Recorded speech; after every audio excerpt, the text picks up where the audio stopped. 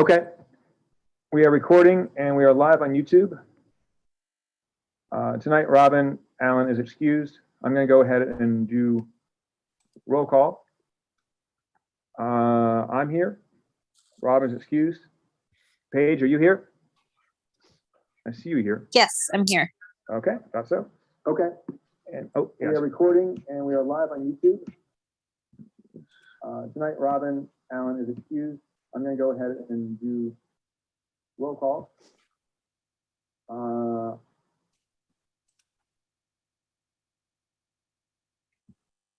Sorry, I had to come back from YouTube. Tess Taylor, I saw you earlier. Here, yes, thank you. Thank you, Tess. Tony Carey, I saw you also.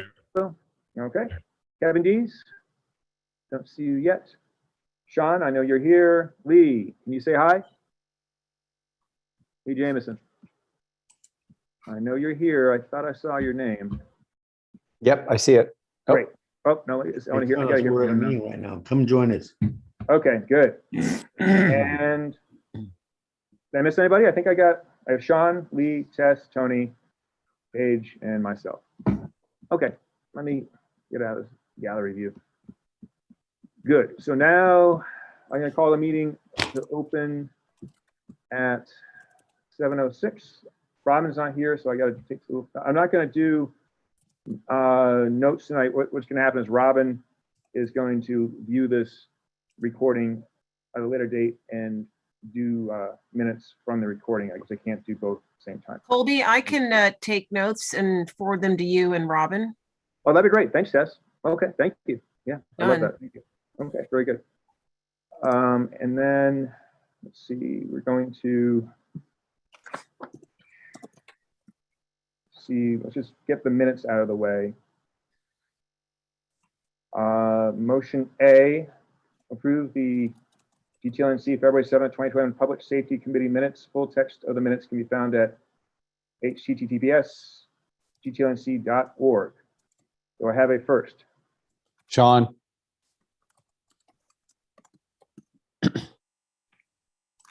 Open this up for discussion. Can someone say first or second? oh, Sean, did you not hear me? I didn't First? hear you. Thanks, Okay. Sean. Sean, a second, please. I'll say, Paige. oh, okay. Paige, okay. Okay, and discussion on this matter from the board or the public on the minutes?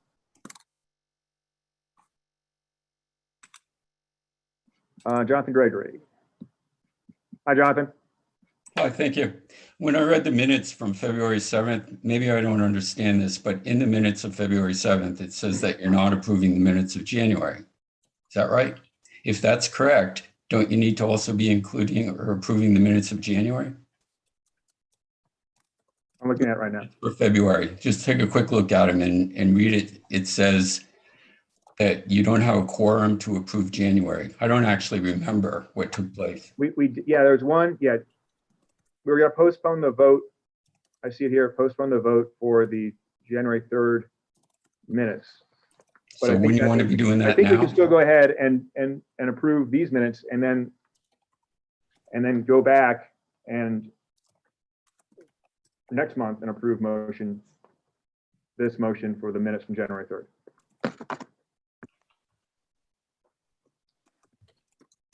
So to Discussion. Joe, Colby, quick review.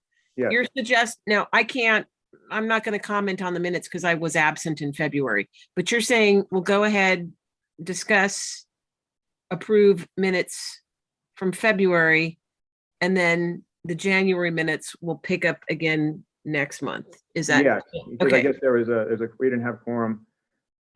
And we didn't put voting on those minutes on this agenda. So I think Okay. the safe way is not to vote on the January 3rd minutes at this time. but Okay. To vote on the February 7th one. So we don't pile up on minutes. I don't like this to happen. Okay, Does that make sense? fine with me. Okay, let's move forward. Let's see. So are you going to? But are Wait, you going to discuss and vote on the February minutes tonight or not? Yes, we're doing Okay. that right now. Great. Yeah. Is there any other discussion on February minutes?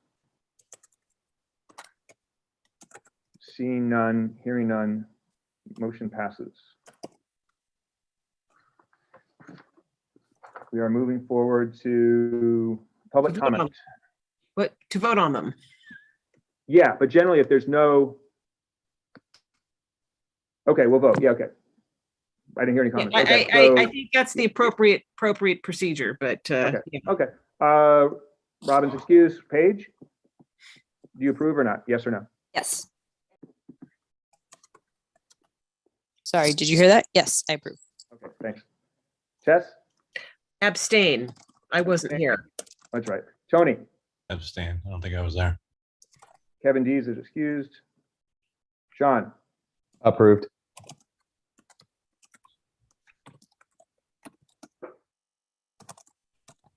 I don't hear you, Sean. You're on mute. I think you're saying yes, but I'm not sure. Yeah, no, I'm not on Oh, mute. yeah, yes, and Lee Jamison, I'm gonna abstain too. abstain. So we have, and I'll say yes. 1, 2, 3 yeses. 1, 2, 3 abstentions. 3 abstentions. And 2 absences. Let's see, I think. What do we do? What do we Now do? we abstention. Well, now my question is, we voted on abstentions on our, last month at our GTLNC general board meeting, and those are supposed to carry over to yeses. I'm sorry, to Correct. actually not be yeses. But as it stands now, I believe abstentions are still yeses. Yeah, until it gets approved by the. It's not approved by Dunn yet. Exactly. So technically abstentions are still yeses based on our current minutes. That's Abstentions or yeses?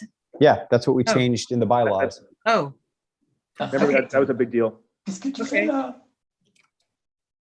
So what, Jonathan? Oh, I'm sorry. I'm speaking to my dog. Never, Okay. I didn't know you didn't. I Mauser. thought you had muted me. No. Never mute you, Jonathan. I thought that Okay, would well, be with true. abstention, it passes 6 to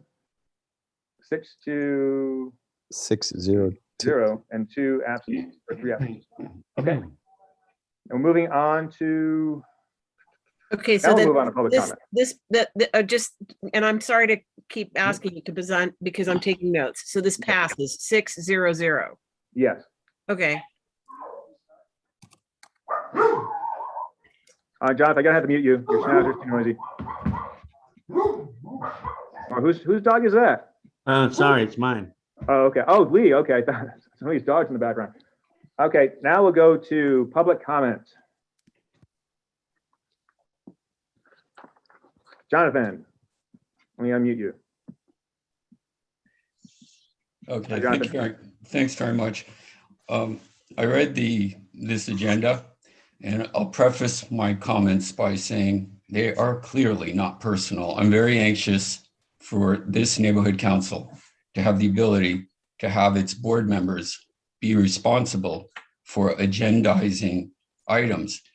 This agenda lacks some of the most important things going on in Greater Toluca Lake. The agenda puts lighting, safety vests, and West Toluca Lake updates as its agenda items having to do with public safety. I exclude all these other things that are speakers.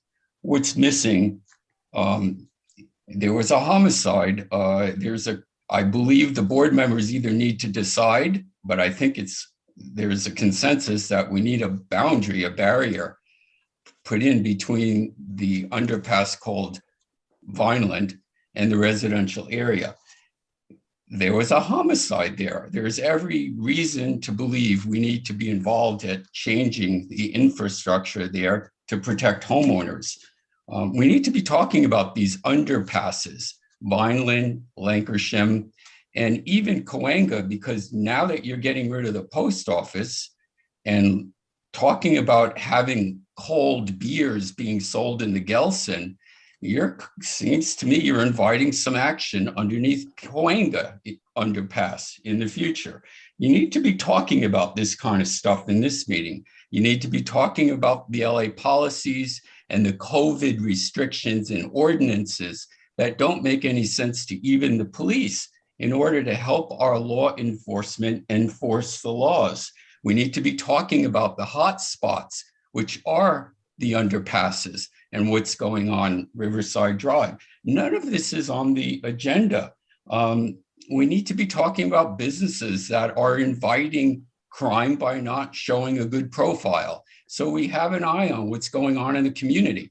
These have to be on the agenda. So I'm not happy with the agenda because it doesn't look like it was very thoughtfully put together. In fact, someone didn't even read. I don't know what's going on with the January minutes. I truly don't remember, but that should have been resolved when it just takes a few minutes to put some effort into the agenda and organize it so the meetings are effective. It's a good use of everyone's time, but not if it's not well organized. And again, Coley, this has nothing to do with you personally, because it should be a group, it should be the board members putting all of their effort into making the meeting about what's going on in the community, about how the stakeholders feel threatened. Thank you. Thanks, Jonathan. Just real quick, Jonathan, we are going to address the homicide. There's an update from Curtis, as you probably know, and he's waiting to speak, but thank you. Michael Schneider. Hello, good evening. I really appreciate you guys accommodating the time constraints. Unfortunately, I have a hard out at 7:30. I didn't know if it was at all possible for me to go just as soon as public comment is over. I could do it in 3 minutes if needed. So just wanted to ask. Thank you. If you want to do it right now for 3 minutes under public comment, that's fine. Or I can give you a little bit more because we have you on the agenda. I can put you after public comment and you can go a little bit longer because you're on the agenda as a guest speaker. That would be great because I would be asking for the board to vote if they want to vote. So I'll wait for that. But we can't do a vote tonight, really. We're just going to listen to you right now. But thank you. So do you want to wait till after public comment? Yeah, I'm sorry. I'm a little confused why was it not agendized in a way that you guys can vote? We're agendized so you could talk about it, but it's not going to be a vote tonight. Too, because we didn't write down anything on the agenda in which to vote on. We're just going to hear you talk. Okay, I might. I'll speak with Sean. I might circle back. Thank you. You can keep going with your normal flow. Thank you. Okay, thank you. Public comment. Any other public comment?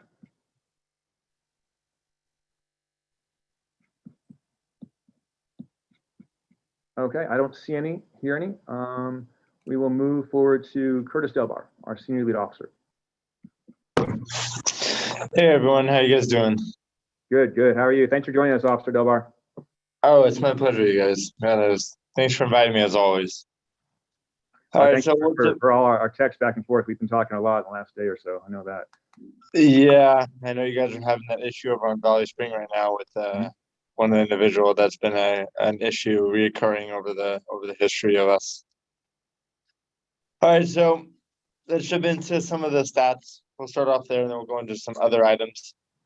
I just wanted to reiterate that we're seeing about a 30% decrease in our robberies, 30%. Almost 6% increase in our aggravated assaults, a 47% increase in our grand theft autos, an 18% decrease in our burglars from motor vehicles, and a 46% increase in our thefts. We didn't see any change for burglaries at all, so that's also a plus. Obviously, the two alarming ones are going to be the grand theft autos and the thefts. So when looking at the map for February, I'm seeing a few grand theft autos, and then actually I was doing some research in the recent time, more recent, and on March 3rd, there's another grand theft auto over on Valley Spring area for a vehicle.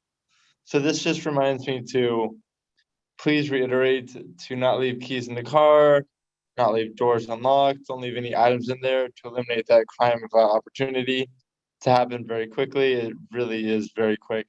Even if it's just running in the house to go back in 30 seconds, it's gone and someone's watching that car and that car is gone so quickly. The other thing I wanted to put forward is Curtis, I'm sorry. It's a percentage increase since what? Like since per last year to date increases versus last year to date through this month. Right. So it's 2021 compared to 2022 from last year to this year for this month. Okay, thanks. The other thing that came up on some emails was a burglary that happened in February over on Valley Spring. And this burglary was a storage shed that was left unlocked. and some items were taken from the storage shed. And that was that burglary, also on Valley Spring Lane. But otherwise, as I look at the map, I think I only see a couple dots here and there, and then for West Toluca Lake, I don't see a lot either. Actually, a couple over on Blix, but again, these Grand Theft Autos are a little disheartening. And the thing that we could do, honestly, is just keep our doors locked. Don't leave keys in the car. As for the homicide over on Vineland, Sarah, yeah, the suspect is in custody. Detective on the case is still working on that one, trying to find out what connection there was between the suspect and the victim, if any at all. And they're still working on it. These homicides take a lot of time and very, very time intensive to do a thorough investigation. Other than that, that is pretty much it. We're still working on these underpasses here and there, especially the ones at Riverside at the Hunger. We're still working on them, still monitoring them and doing the best we can with them. Working with Council District 2 and our sanitation department to try and figure out some solutions and what we can and cannot do with them. Other than that, that sums up my report. Oh, thanks, Curtis. Do you have any suggestions about, as Jonathan was mentioning earlier during public forum, about these underpasses and finding ways to mitigate the dangers underneath the underneath the freeways we have here? Lighting, or as he mentioned, fencing off or something like that. What can we do? There is lighting under the freeways at night.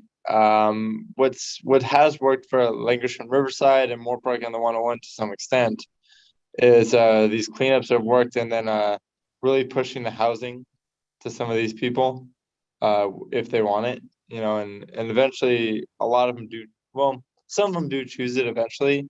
They're not excited to do it in the beginning, and then they really see that it can be beneficial if that's the route they choose.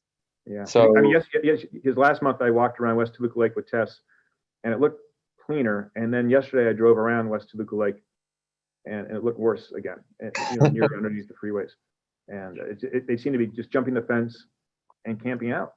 Where the 101 kind of splits off underneath, in West Toluca Lake. And I saw a lot of debris up there and encampments. And some of that trouble is that we are, some of it's out of our area, some of it's in Caltrans area, from what you're explaining. And Caltrans is just as strapped for resources as we are. So they're trying to do the same thing with minimal people as far as, CHP goes.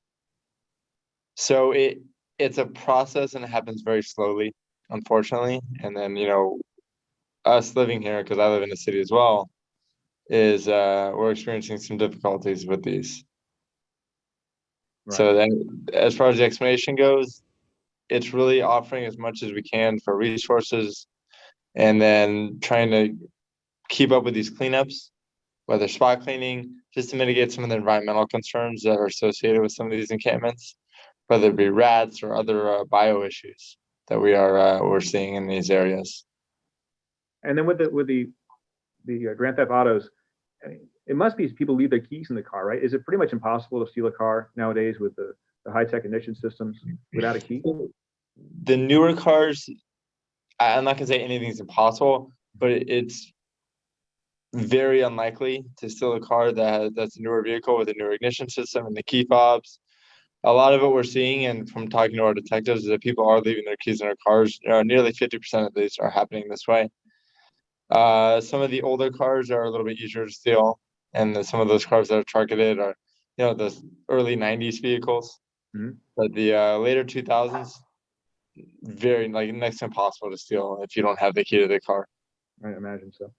Okay. Any questions from the board? If not, we'll move on for questions for Officer Delbar from the stakeholders. I do have a couple items, but I'm concerned about Michael Schneider because he has a hard out at 7:30.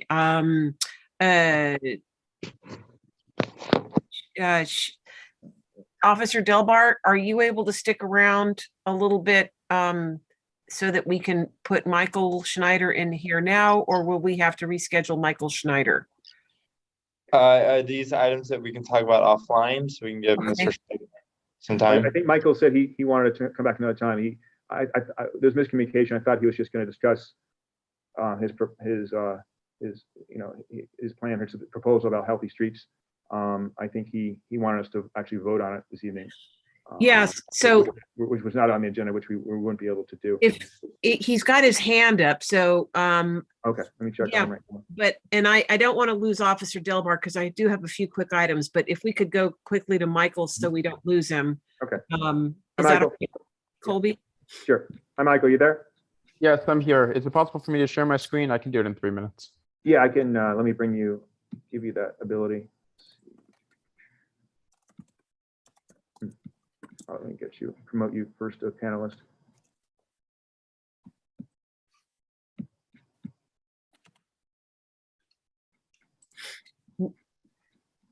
Okay, now, Great. And if I could be made a co-host so I could share my screen, that'd be great. there you go. Thank you. All right, I will go very quickly. 1 second. Sorry, I thought I had my 1 second.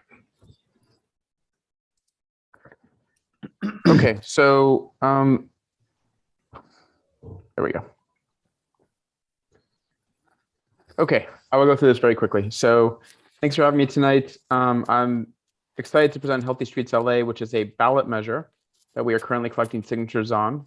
It would result in less traffic, it would help us fight climate change, and it would result in safer streets for everybody, including those that drive. And some quick facts to set the stage. Our economy loses $19 billion a year in lost productivity due to people sitting in traffic. The average bus in Los Angeles now goes slower than the average cyclist or scooter rider. Traffic crashes are a leading cause of death for kids. A pedestrian is killed in LA once every 3 days, which is a rate that is 4 times the national average. So our roads are especially dangerous even for large cities. And despite the mobility plan 2015 and Vision Zero in 2017, it's getting worse. More drivers were killed and severely injured in car crashes last year, more pedestrians killed and severely injured, and more cyclists killed and severely injured. And the real opportunity is 50% of trips in the city of Los Angeles are 3 miles or less. So if we just had better infrastructure, we could help a lot of people get out of their cars and use a different mode of transportation for those shorter trips.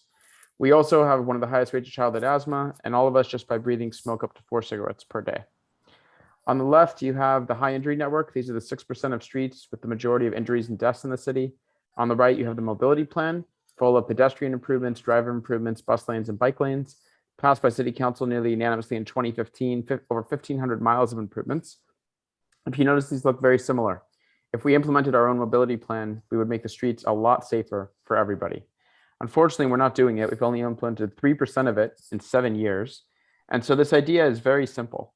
Every time we repave a street, it's a blank canvas for a minute. We could stripe in a crosswalk, a bike lane, a bus lane for free, since we have to restripe the street anyway.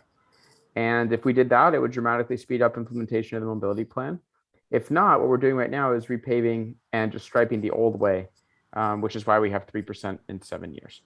So Healthy Streets LA is a ballot measure that would mandate the city automatically implement its own plan anytime streets are repaved. The streets would be a lot safer for everybody, including those that drive, give people real alternatives to the car for shorter trips, and the city would be healthier, quieter, and more peaceful.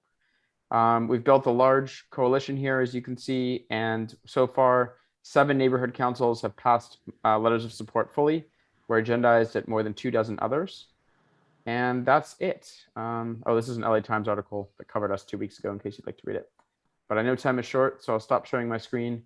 My hope tonight is this could be agendized with an action item with a letter of support for the full board. So thanks for having me. You were looking for us to vote on exactly what, just so we know what might be coming up. We have a draft letter of support that we can send you that the other neighborhood councils have approved, but the way this was agendized, I don't think it's possible for you guys to vote tonight. No, but do you want to read the letter, or can we hear what it is? Sure, I can share the letter. 1 second. That way we can go into our own research and. No, I forwarded it to Colby, and he should have it, but I can definitely. I can distribute it, and then we can go ahead and if you want to, put this on, or we can just vote on it, even at the general board or something like that, and move forward with it. if that's where we want to go. I have a copy of it. If anybody wants to email me, I can email you back. Yeah, I think I want to suggest, Colby, that perhaps you send it to all of the board members. And I guess this can be discussed and agendized at the executive committee meeting this week. And maybe go from there. Michael, I would love to see a copy of that PowerPoint. If you can send that to Colby or Sean and have it distributed among the board members as well, that would be great. The link is on top of the draft letter. There's a link Okay. to that overview. Very good. Thank you. Any other questions I can answer? Anything from the public? Michael? Okay. Thank you, Michael. We'll Thank go you. back Appreciate it. to Curtis if he's still here. We'll wrap up him. Great. Can I jump in? Because I was communicating with Officer Delbar about a couple of items today. So let's see here. Officer Delbar, thank you so much for all of your help. The graffiti items that I discussed with you earlier today, one of them has been cleaned up, which is great. So they were reported today, and one of them, which was especially egregious, was painted over today at the underpass on Vineland. The other one on the freeway on-ramp green signs is still there. Just wanted to let you know about that. Those have already been sent to our gang unit already. Okay, good. All right, good. But one of them has been cleaned up in less than a day. So I'm really pleased with Tiffany in Paul Krikorian's office. Thank you to her. Let's see. I also want to make sure you're aware, Curtis, of our neighborhood watch meeting. You were badly missed last week. And our next one is on Monday, May 23rd. I will email you and text you this detail as well. And certainly everyone here on this public safety committee meeting is welcome to attend. Colby, I would love for you to be a special guest or to be there on Monday, May 23rd at our next quarterly neighborhood watch meeting. And I think those are the main items. Curtis, you and I will coordinate about enforcing the no loitering street signs on Riverside. And I think those are the only items. Oh yes, the Chevy Impala is back. We communicated about that as well. This is an abandoned vehicle that keeps wandering around our neighborhood. And after someone complains loudly enough, then it just gets moved. So I'd like to see that car ticketed and towed once and for all if parking enforcement is back on deck. Do you know if they're functioning again at full capacity, Curtis? I wouldn't say full capacity, but once that car was gone for a little bit, so if it was investigated, DOT may have come out and saw that wasn't there anymore. And once that car's not there, that case is closed. So another one has to be reopened for it reappearing. Okay, well, sir, it has been reported. So is there anything further that I can do or the neighbors can do? You would have to follow up with the Department of Transportation and find out what the status is. Okay, If you're having trouble getting through with them, just let me know when you called, who called, and what time it was. So I okay. can follow up as well. Do we still have a contact at Department of Transportation? It used to be Steve Rostam. Is it still Steve? It should be still Steve. Okay, so I will check with him. Thank you very much. Perfect. Hi, Curtis. I see Lee Jameson has his hand raised. Hi, Lee. You hear me? You read me? We read Yeah, I you. got you, Lee. Okay, this is just a comment. Rick Caruso is running for the mayor. If he gets in, we're going to have more traffic congestion, more development. He's a crook. He's rich. He don't care about people. Do not vote for Rick Caruso for mayor. Thank you. Okay, let's try to keep everything just for public safety, but thanks, Lee. Looking at the board, any other questions or comments from the board? If not, we'll move on to stakeholders. Questions for Officer Delbar? Seeing none, hearing none, we'll go to stakeholders. Please raise your hand. John Debney, I see you're here. I don't know if you're familiar with Zoom, but I know you and I haven't talked a lot in the past or emailed back and forth the last day or so about our recurring guest on our street. Want to speak up, please do so, but maybe your questions have been answered. Okay, I don't see any other hands raised, so we'll move forward. Thank you, Officer Delbar. I really appreciate it, and thank you for responding to my text recently. Thank you, guys. All right, good evening. Thank you. Thank you, Curtis. Goodbye, you guys. Have a good night. Good night. Bye-bye. Let's see. I spoke with Tiffany from CD2 this week. We had a introductory phone call, another one, which is she's very friendly. As you've seen, Tess, she's very responsive. I asked her about lighting, and I think we might have discussed this already, but she mentioned that there's a program, and she's going to send me the application for this. There's a program with the LADWP in which residents can request lights be placed on poles that are currently electrified. And the way it works is if there's a dark spot and there's a pole that's a power pole that's electrified nearby, you can write down the number on that pole. Every pole has a serial number. You take a picture of it or write it down. And there's an application that she's going to send me, and I'll forward to the board. And you can forward that back to the LADWP and request that pole be illuminated. So I'm very excited about that. I think that would be, I've never heard of this program, but it's similar to 311. Except, you can put lights on. It's very easy to put lights on these existing electrified poles. Colby? Let's see. Robin doesn't have a report. She is excused this evening regarding Neighborhood Watch. And I don't Colby, see. you have a question from Sean. Oh, okay. I didn't see this. I just wanted to let you know that that actually was something that happened on my street. It's the wooden telephone poles. Mhm. It's about an 8-inch long aluminum serial number. It's Mhm. on the pole. You want to get both of those. And it's specifically those power poles. Otherwise, if not, you have to pay. The street has to pay for cemented power poles, but they are the wooden power poles with both low and high voltage on them. Those are the ones that you're referring to, because that actually worked on my street. That's great. Yeah, maybe we talked about this before, and then she reminded me about it when I spoke Awesome. to her the other day. I think that would be wonderful. And you've obviously tried to do this on your street, and it works. You have that dark alley behind. Yeah, Correct. But there's probably no existing pole there to help you with that. Yeah, that would be super useful, assuming there's whole areas of Riverside where the lights are out because of the hijacking of the voltage system.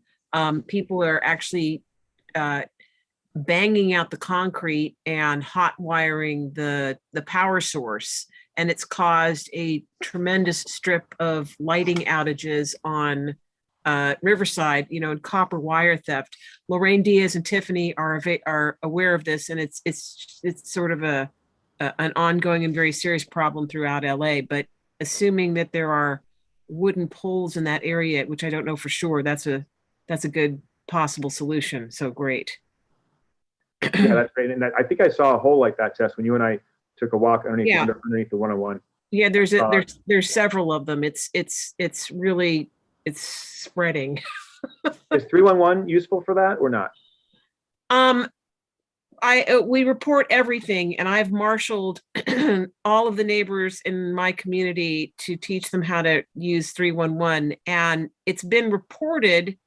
I got a reply from Lorraine Diaz on it, and it's in the works. So I think, that's the way in which to make the city aware of the problem, but it hasn't been resolved yet, to answer your question. Okay, they're very responsive with graffiti. I used them today for a mailbox right in front of my office, and it'll probably be cleaned up by tomorrow, but maybe not as.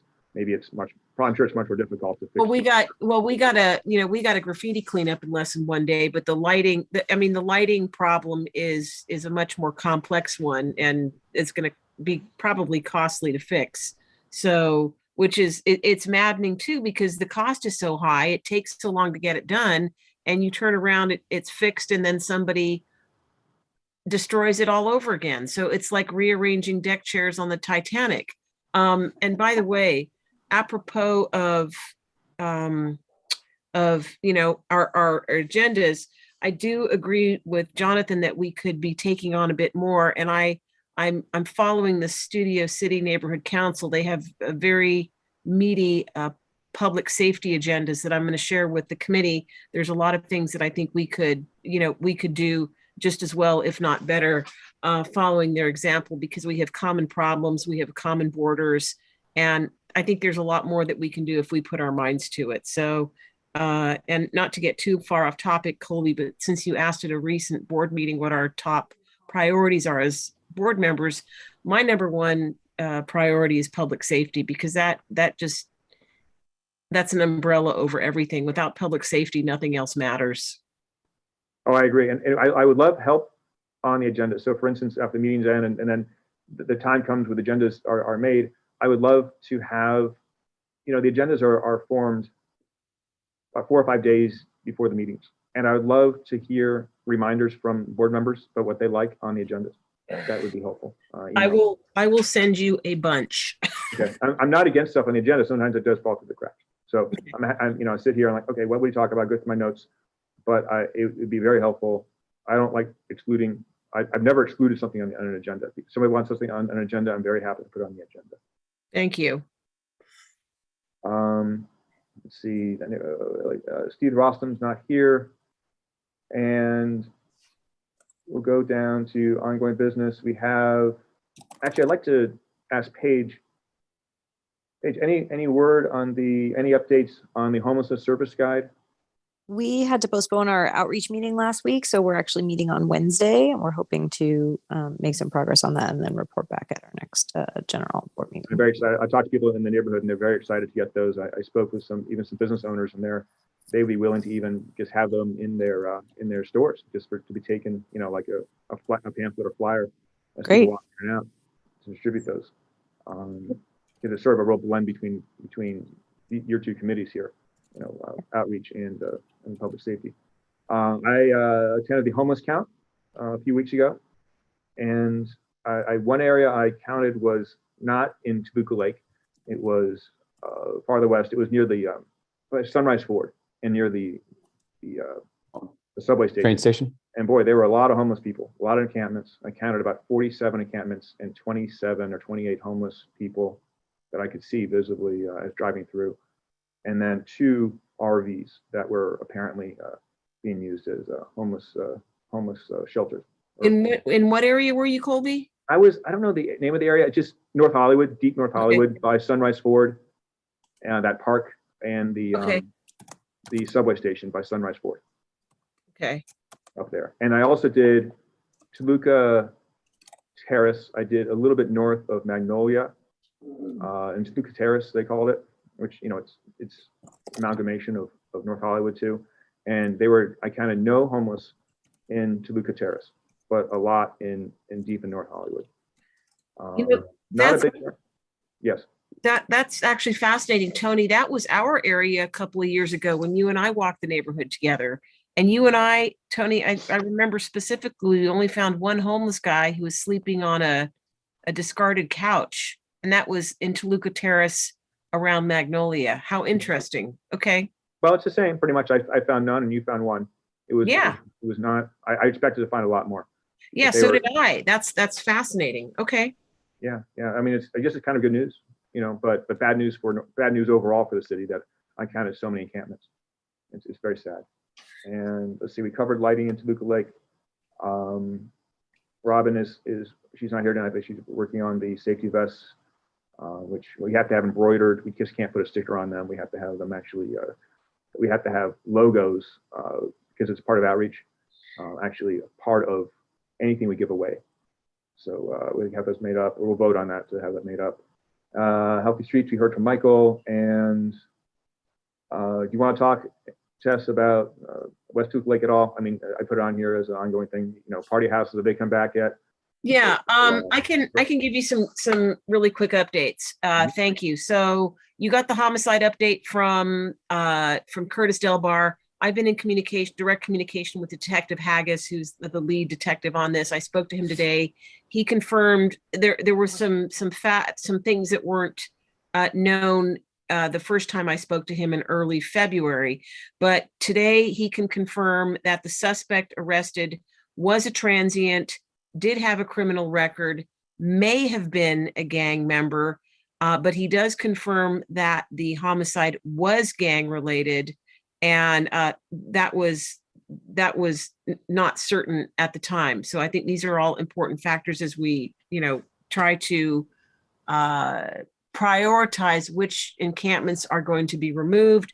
So I put in requests with CD2, with Councilman Krikorian's office, to request that encampment be declared illegal, and that a motion be passed so that it can be removed once and for all. At the same time, we are working on landscaping at Sarah Street and Vineland Place, which is where this encampment is, where the homicide and ongoing problems have occurred. Jackie Keene, who's the Director of Community Improvement in Krikorian's office, told me in mid-February, on February 18th, that she met with the Streets of LA that week, which has a large backlog of projects, but they're planning to get to Vineland Sarah beautification later this year. In the meantime, also West Toluca Lake has voted to install a welcome to the neighborhood sign at Hortense and Vineland Place. So it's sort of a gateway, very much like the welcome to Toluca Lake that is there on Riverside. We addressed the graffiti earlier with Curtis Delbar. There was a major cleaning scheduled by the LA Sanitation and City of Los Angeles for this past Friday, March 4th at Vineland and Sarah, but it was signposted and properly noticed, but the cleaning didn't occur. Tiffany told me today that the cleanup crew got too busy, so that's been rescheduled. We had a very successful West Toluca Lake Neighborhood Watch meeting last Monday, February 28th. We had almost 50 people in attendance, including some of our Public Safety Committee members here tonight, who I thank for attending. Thank very much for attending. Our next Neighborhood Watch meeting is Monday, May 23rd at 7 p.m. Colby, I would in particular love to have you there, and all of the committee members here are heartily invited. I will make sure everybody has the address and details. What's really cool too is that we are now working with 2 adjacent homeowner associations, which brings the number of households to over 1,000 in our community. And it feels really good to be working with all of these people to tackle common problems. So those 2 homeowner associations are sort of organizing along with the West Toluca Lake Residents Association. That's really good news. We have a street safety update. Brandon Wayland Castellanos, who lives in our area, has proposed a street safety improvements at Tujunga Avenue, Riverside, and Camarillo, which is a dangerous 3-way intersection. In fact, there was a death there, a traffic death, just a week ago, February 28th. And our board has voted to take this to Krikorian's office. So we're working on that. We had a very successful neighborhood cleanup, monthly cleanup last month on Saturday, February 12th. But in fact, it was so successful, we cleared so many tons of trash that literally on that same day, which was Super Bowl weekend, we had a group of individuals move in and take up residence. So that is probably the homeless encampment that you saw or that you mentioned that you drove by yesterday or today, Colby. So it's really kind of disheartening that we do so much to clean up the neighborhood. And then you saw that area, Colby. It's the the north side of Riverside, but it's between the freeway and the sidewalks. So there's that embankment that's sort of a no man's land. There are no homes there. There's no street addresses. And it's just, there's so much labor by Caltrans and by the residents of our association that has been put into removing trash. And it just keeps, we keep clearing it away and it keeps getting repopulated.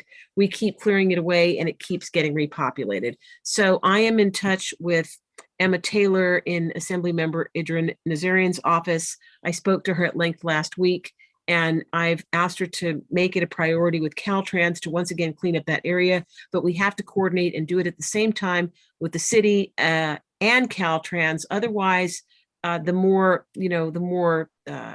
sophisticated of these individuals will simply move from one jurisdiction to another, because if the city cleans up, they'll just move to the state property. But if the state property cleans up, if the state employees clean up, then they'll just move to the city. So it's just like whack-a-mole, and we're Whack-a-mole, yes, whack-a-mole. yeah, and we can't have that. I wonder So if higher fences, or I don't know, you can't turn this into stall like 13, but Well, no. But I'm working with Curtis and with several other homeowners associations to enforce the no loitering, also 4118, and just to make residents aware to call things in, which is happening now much more so. So I've sort of centralized the flow of information. So I'm aware of just, I mean, I've always been aware of what's going on in the neighborhood, but now even more so, I'm empowering residents to giving them instructions on how to report these things and then forward them to me so that I have an even broader overview. And then I just turn around and send that list to either the assembly member's office or the city council member's office, or to Curtis Del Bar, or whoever the most appropriate person or agency is. and that's So what our homelessness services guide will do. yeah, that's going to be helpful too. That's going to be super helpful. Yeah, and I'm really glad that that Paige is helping to put that together. So yes, so that's my report That's a lot. on West Toluca Lake. Yeah, I mean, we're doing a lot, but it's there's a lot of good people working on this, so that's a plus. Great. Well, thank you, Tess. It's a lot. And you're talking about the, I believe it was you or Jonathan, or maybe both of you were talking about that, Sarah and Vineland area and ground covering. I think there was a certain ground covering, organic ground covering that was uncomfortable to camp on. Was that what you were talking about, or probably? Well, yeah, I mean, we've had some general discussions about what could be put in that corner, and that and some specific vegetation has been proposed. It takes a long time to grow, though. It takes a long time to take hold, I guess. Yeah, but I'm waiting for Jackie Keene and Councilmember Krikorian's office to come back to me on the proposal and what what we can and can't do, what's allowed, what's not allowed, and what the Streets LA people are going to provide. And then, we'll just take that to the community, and people will discuss and pitch in and help, and we'll do what we need to do to get it done. I know. I wish we did that. So we have, a little bit of money. It'd be nice if we could put some of our budget into fixing that corner. It would be nice, and we certainly consider that, but we're not a 501c3. Right. And, I've certainly asked people in the neighborhood, but if we can come up with something before the end of the month, we'll certainly put in for it. So, Okay. but thank you. Thanks, Tess. Any comments from the stakeholders regarding the issues we just went through? Lighting, safety vests, West Toluca Lake updates, homeless counts. I know I went through kind of fast, so I want to give the stakeholders time to digest what we just talked about and speak up if they have something they want to say right now. I'm looking for hands raised. Don't see any. Okay. We'll go to new business. Anyone have anything else they want to bring up? Anything new? A possible guest speaker from CPAP, the Community Police Advisory Board. This was Jay Goldberg's position. He was our representative, and unfortunately, I think people here know he passed away recently. He will be very much missed. So I'm looking to see who the closest geographical representative is. If we could put something on the agenda for the future, possibly next month, that would be great. And I'm looking at other possible speakers. When I come up with suggestions, I'll shoot you an email, Colby, and if you approve, then we'll put them on the agenda. Great, thank you. And that goes to everybody, even stakeholders too. I want to hear from you. You have an idea? You want an agenda? Please email me or call me. My direct phone number is 818-268-9068. That's my direct phone number. And my email is easy to find. I'll tell you right now, Colby.Jensen, Jensen, at GTLNC.org.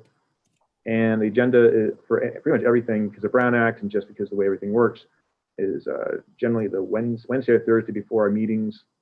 So if you have something about a week before you want to appear on the agenda, if we haven't discussed it at our meeting, or if you want to remind me, I love reminders. Please just email me or call me. We can talk. I like talking to you people and hearing from you. That's a lot of fun. I enjoy it. So let me know what you feel and what you want. Any other new business? Looking, I'll give them a few moments. Okay, all right, well, thank you so much. And Tess, big thanks for you for taking notes tonight. It's very nice of you. It's a lot of work to do. To do two things at one time is I hard don't for me. tell a lot of people this, but I type over 100 words a minute. Okay, I type a lot. I don't know what I type, a lot less than that. That is about- impressive. very- Yeah, it is. Yeah, it really is. I type hunt and peck. I type over 100 a minute, but not words. I don't know what it is. It's just a lot of stuff, but I get through it somehow. All right, well, I'll call the meeting adjourned at 7:55 p.m. And our next meeting for public safety is Monday, April 4th, 2022 at 7 p.m. via Zoom. I've May I also just- inquired, I'm sorry, go ahead, Tess. Colby, may I just mention one thing before we adjourn? Looks like we lost people. We should be thinking about what is the least safe place in the entire neighborhood council district. Mhm. And I hate to be the winner of that, but I think it might be in our area. Oh, I think so. You have the only homicide that I know of in the Yeah. community, so yes. And if we can, concentrate on getting that area safer, that would be great. Anyway. Yeah. I agree. What I would love, and now we're kind of off the meeting there, but I would love, when I drive through Beverly Hills, I go through Bel Air, and I go through Homely Hills and Westwood, and it's so homogenized, so pretty and beautiful. You don't even know there's a border between those communities. And my dream would be for our communities, West Toluca Lake and Toluca Lake and Toluca Terrace, to have that seamless continuity. That would be wonderful, and it would help us all, I think. Very good. Yeah, please communicate me. I want to communicate more with everybody outside of meetings too. I want to hear from people outside of meetings. It's very important to me. So email and call me. Thank you. All right, thanks everybody. Thanks. All right, have a good night. Good night.